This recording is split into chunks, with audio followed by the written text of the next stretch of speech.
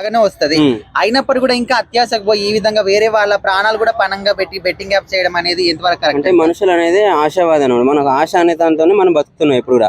ఆశ అనేది లేకపోతే అసలు మనిషి బతకడు ఎప్పుడు కూడా. ఆశ ఇంకా అత్యాశ ఉండకూడదు, ఆశ ఉండొచ్చు అనమాట. సో అత్యాశ ఉండడం వల్ల వాళ్ళు ఇంకా వేరే బెట్టింగ్ యాప్స్ అని వాళ్ళతో టైఅప్ అయ్యి చెప్పేసి ఇంకా సో ప్రమోట్ చేయడం వాళ్ళ త్రూ ద్వారా. ఇప్పుడు మన చదువుకున్న వాళ్ళు కూడా పల్లెటూరులో ఎక్కువ పాపం వాళ్ళకి తెలియని వాళ్ళు పాపం ఎక్కువ డబ్బులు రావు కదా. సో ఇదేదో బాగుంది, ఈజీగా మనీ ఎర్న్ చేసుకోవచ్చు అని చెప్పేసి వాళ్ళ దాని త్రూ ద్వారా లాగిన్ అని చెప్పేసి వాళ్ళు లాస్ అయ్యి, నేను కూడా ఇద్దరు ముగ్గురు చూసాను మా ఊర్లో. ఒక చిన్న పిల్లాడు ఒక 10th క్లాస్ అయిపోయింది, 5 lakhs అతను అబ్బాయి పోగొట్టుకున్నాడు. తర్వాత వాళ్ళ నాన్న వాళ్ళకి తెలిసింది, చాలా ఇబ్బంది పడ్డారు.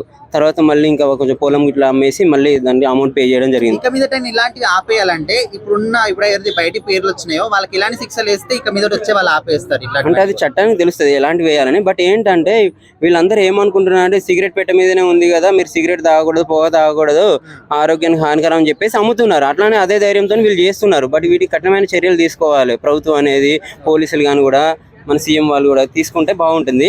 ఏంటంటే ఇప్పుడు మెయిన్గా వచ్చేసి వీళ్ళు ఎక్కువ అమౌంట్ వస్తుంది కాబట్టి వాళ్ళకు అంటే ఇప్పుడు ఇల్లీగల్ అమౌంట్ అనేది వాళ్ళకి ఎక్కువ వస్తుంది వాళ్ళ త్రూ ద్వారా. అందుకోసమని వీళ్ళకి దీనికి బాగా అప్రోచ్ అవుతున్నారు. వీళ్ళు ఇంతమంది కోట్ల మంది వాళ్ళకి సబ్స్క్రైబర్స్ ఉన్నారు, వాళ్ళందరూ కూడా వాళ్ళకి నమ్మారు వాళ్ళు. ఎందుకంటే మా సబ్స్క్రైబర్ ఈయన బాగా చెప్తున్నారు చెప్పేసి వాళ్ళకు లాగిన్ అయ్యి చెప్పేసి వాళ్ళకు ఏదైతే చెప్తున్నారో దీనికి లాగిన్ అవ్వండి, లేకపోతే 500 ఇస్తాను, బైక్ ఇస్తాను, లేకపోతే ఐఫోన్స్ ఇస్తానని చెప్తున్నారు. కాబట్టి వాళ్ళకు ఇప్పుడు 100 మంది కదా, నాకు నేనే ఇప్పుడు లాటరీ ఉంటుంది, సో నేనే రావచ్చు అని ఒక చిన్న ఆశతో పోయేదేమో ఒక సబ్స్క్రైబ్ అవుతాను, లాగిన్ అవుతాను. ఆ ఒక ఆశతో వీళ్ళందరూ ఉన్నారు. వాళ్ళందరికీ అసలు ఇలాంటి యాప్స్ కూడా ఏవి లేకుండా ప్రభుత్వం వాటిని మొత్తం డిస్మాండిల్ చేసేయాలి, చేస్తే బాగుంటుందని నా ఆలోచన. అండ్ ఇంకోటి ఏంటంటే దీంతో పాటుగా ఫస్ట్ ఆఫ్ ఆల్ ఇప్పుడు ఏదైతే మనకి ఇప్పుడు మద్యపానం హానికరం అంటారు, మద్యపానం మరి అమ్ముతున్నారు కదా, అదే ఆలోచనతో వీళ్ళు ఈ ధోరణిలో ఉన్నారు అన్నమాట వీళ్ళందరూ కూడా. సో ఇప్పుడు ఇది కూడా ఒక హానికరం. ఇప్పుడు అందరికి కూడా పబ్లిసిటీ చాలా ప్రాబ్లం అవుతుంది. అంటే తెలియని వాళ్ళకి తెలిసిన వాళ్ళు కూడా అందులో లాగిన్ అయ్యి చాలా లాస్ అవుతున్నారు.